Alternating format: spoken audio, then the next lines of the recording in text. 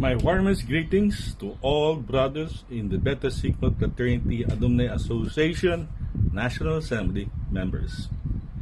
This is your immediate past president, Rod Glenn Haba, wishing everyone a happy 78th year anniversary with the theme of building bridges and fostering brotherhood.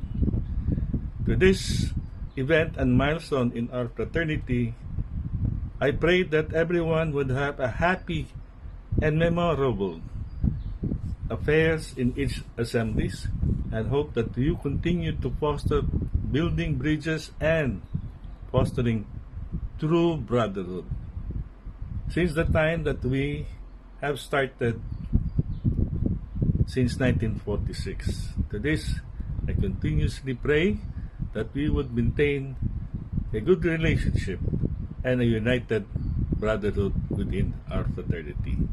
Mabuhay ang Beta Sigma!